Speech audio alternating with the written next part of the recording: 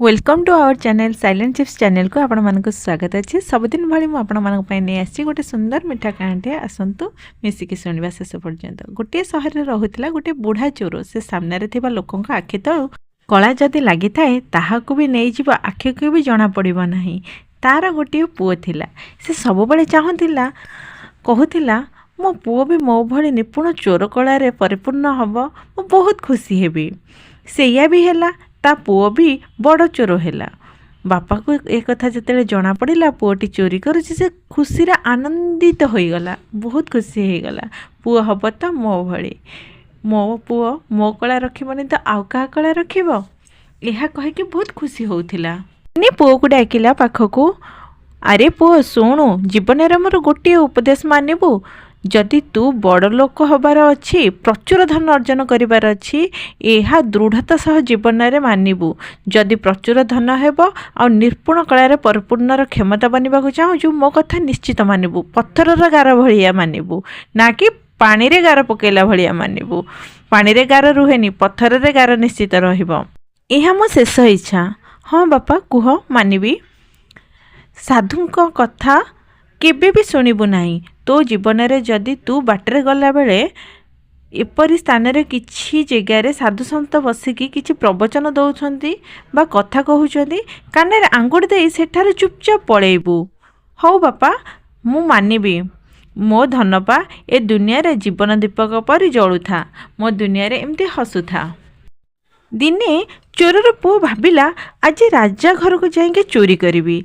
से राति रे बाहरिला। संध्यारे रास्तार गला बेले जड़े साधु किछि प्रवचन देउथिले, सेटारे भिड़ भी लागिथिला।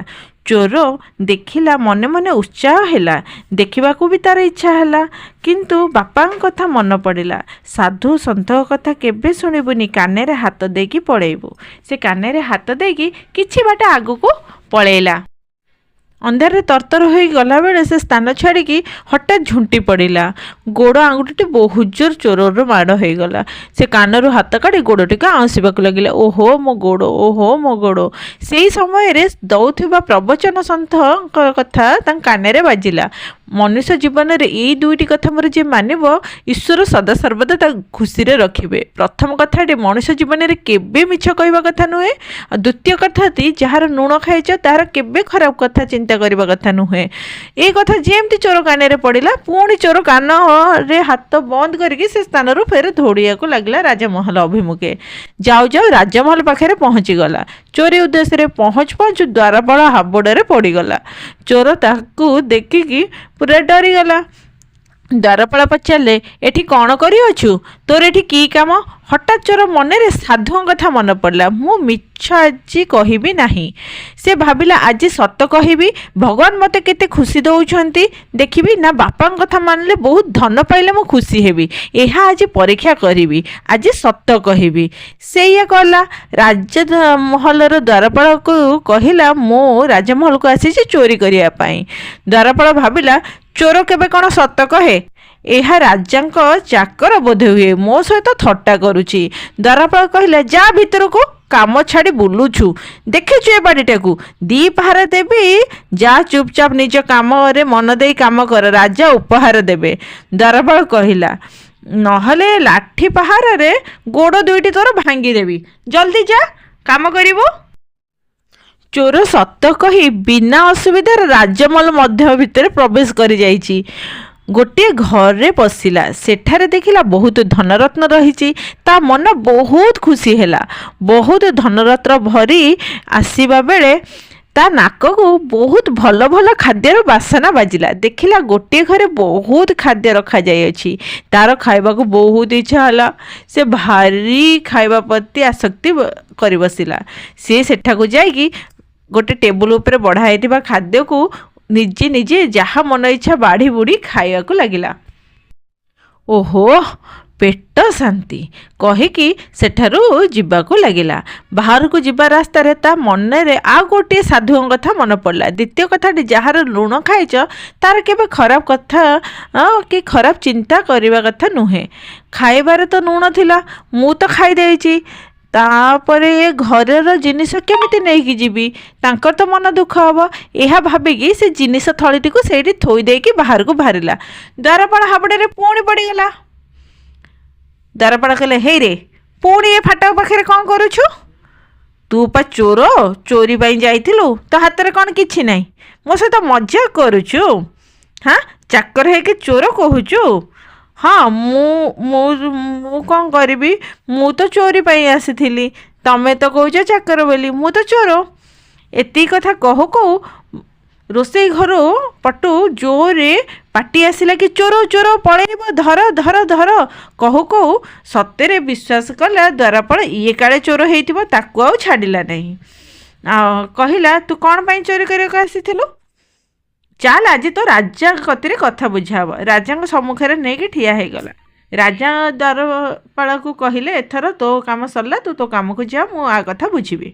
राजा पचारे अरे तू कौन पाई चोरी करिया को राजमहल को आसीचु एमती कौन सीधा सीधा कहूँ मु चोरी पाई आसीची तोर दुख कौन अच्छी कह मु ठीक करदेवी ना मोर दुख किछि नहीं मु चोरी करिया को आसीची चोर राजा को सबू सत सत कहीदेला मु चोरी उद्देश्य आसी बाटर आसुला सन्थों कथा दुईटी कान पढ़ला केबे मिछ कहिया कथा नुह जार लुण खाइच माने ताहार खराब काम करने कथा नुह मु आसला बेले द्वारपाल धरी नेले मु कहली चोरी करी से कहले चाकर अच्छु जा भितर काम करूँ मु चोरी गली पुणी खाइली आपण लुण खाई से आपण सुनारत्न गोटे भी किसी छुईनी से थोई देकी मु पलि आसुली पुणी धरा पड़गली मु सत कहली पुणी से मैंने तम गतिकी नहीं आसिले राजा यह शुणिकी अत्यंत खुशी हेले राजा तार सचोट प्रमाण समस्त सामने कहबार सामर्थ्य देखी राजा बहुत खुशी हेले आ बहुत प्रशंसा करी कहले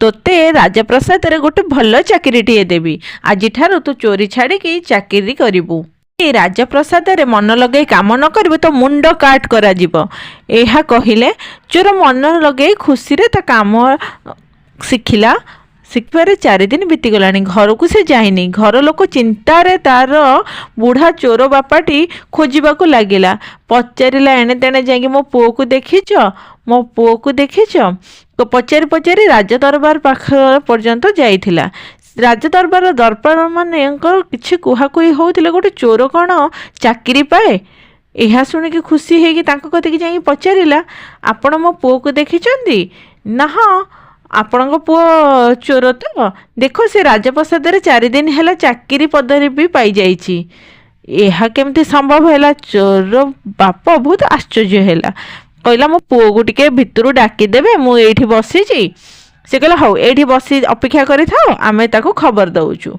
से खबर पाइबा सुनी आसिला बापा पाखु बापा को भेटिले बापा पुओ को भी देखिला पुओ भी बापा को देखिला पुओ कहला बापा आपण तो कहितिले साधु संत कथा मानिले भल नुह ताहा केबे भी सुनिबा कथा नुह मु बाटेरे आसुथिला बेले चोरी पाई राजा घर को मु दुईटी कथा सुनिथिली मिछ कहबा कथा नुह जहार लुण खाइछ तार खराब कथा करिया कथा नुह किंतु मु कहिली तम कथा सत्य ना साधु कथा सत्य मु परीक्षा करथिली बापा दुईटी कथा तांकर मानिली बापा मु आपण कथा और साधु कथा परीक्षा करिया पाई संत कहिथिबा कथा मानिला परे मु एहा विचार कली आपण कथा मानिथिले किछि दिन खुशी रे रही थांती पैसा सरगले पुणी दुख आसी थांता पुणी कष्ट भी आसी थांता शांति न थांता डरी डरी बंची थांती बापा संतों कथा मानिली आजीवन खुशी हेली और शांति मिलिबो बापा भलो खराब रास्ता